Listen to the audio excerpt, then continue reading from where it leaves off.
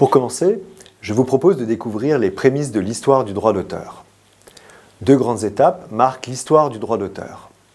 La première, c'est la conquête du droit de l'auteur d'exploiter son œuvre et d'en tirer des revenus, une étape qui aboutit à la fin du XVIIIe siècle. La seconde s'étend de la Révolution française jusqu'à nos jours. C'est celle du déploiement du droit d'auteur à de nouvelles œuvres, à de nouveaux droits ou encore à de nouveaux modes d'exploitation. Ce qu'il faut garder en tête, c'est que l'histoire du droit d'auteur est marquée par la recherche constante d'un équilibre entre les intérêts des auteurs, des exploitants et du public. Le système juridique qui permet de réserver à un seul l'exploitation d'une œuvre apparaît au XVIe siècle en Europe avec l'essor de l'imprimerie. Ce système repose sur des privilèges exclusifs et temporaires d'imprimer, de distribuer et de vendre des ouvrages. Ils sont octroyés par le roi aux particuliers qui les sollicitent. Cependant, les auteurs, n'ayant aucun droit au privilège, restent en marge. Même lorsqu'ils en obtiennent, ils sont obligés de les céder aux libraires en raison du régime des corporations.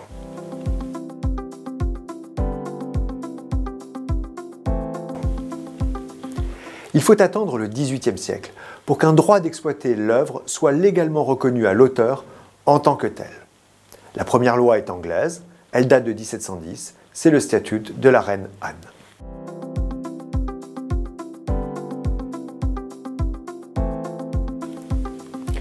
Plusieurs facteurs contribuent à la reconnaissance légale d'un droit de l'auteur. Par exemple, l'individualisme juridique, avec la théorie de la propriété de John Locke, l'individualisme esthétique, avec l'éloge de l'originalité, l'exigence du progrès des Lumières, ou encore la volonté des écrivains de vivre de leur plume.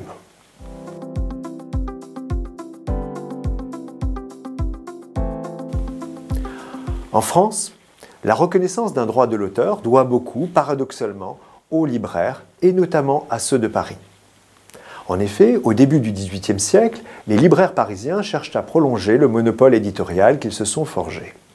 Dans ce but, ils prétendent que le droit d'imprimer des œuvres n'est pas un privilège temporaire qui dépend du roi. C'est un droit naturel et perpétuel de propriété que l'auteur a acquis originairement par son travail intellectuel, un droit qu'il leur a cédé. Cette théorie de la propriété littéraire place donc l'auteur au cœur même du système juridique. Cette théorie est contestée par les libraires de province et par Condorcet au nom de la diffusion des Lumières. En revanche, elle est défendue en 1763 par Diderot, qui y voit un outil de professionnalisation de l'écrivain. Il ne s'y est pas trompé. Elle fait sensiblement progresser la cause des auteurs, au point que l'État royal va, pour la première fois en France, leur reconnaître la propriété de leurs œuvres. En effet, un arrêt du Conseil du roi de 1777 réserve à l'auteur et à ses héritiers la propriété perpétuelle de l'œuvre et du droit de l'exploiter. En revanche, les libraires n'ont droit qu'à une protection temporaire afin de favoriser l'accès du public aux livres. La même année, Beaumarchais engage son combat contre la Comédie Française afin d'améliorer les revenus des auteurs dramatiques. Avec d'autres, il fonde le Bureau de législation dramatique, ancêtre de la SACD.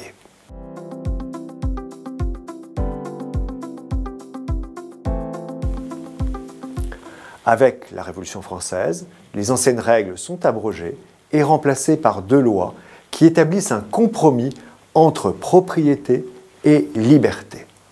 D'une part, le législateur, par la voix du député Le Chapelier, proclame que la plus sacrée, la plus personnelle de toutes les propriétés est l'ouvrage, fruit de la pensée de l'écrivain. À ce titre, la loi de 1791 attribue aux auteurs dramatiques le droit exclusif de représentation. Celle de 1793, quant à elle, reconnaît aux écrivains, peintres et compositeurs de musique le droit de reproduction de leurs ouvrages. Les créateurs peuvent à présent céder les droits d'exploitation moyennant rémunération. D'autre part, les lois révolutionnaires limitent la durée de la propriété à 5 et 10 ans après la mort de l'auteur. Passé ce délai, les œuvres tombent dans le domaine public. Le domaine public garantit la liberté pour chacun d'exercer son industrie, d'élever un théâtre et d'imprimer. Le domaine public est donc le gage de la libre concurrence. Les lois révolutionnaires, dont nous venons de parler, sont restées en vigueur jusqu'en 1957. Cela n'a pas empêché le droit d'auteur d'évoluer sensiblement à l'époque contemporaine. Voyons ça ensemble dans la vidéo suivante.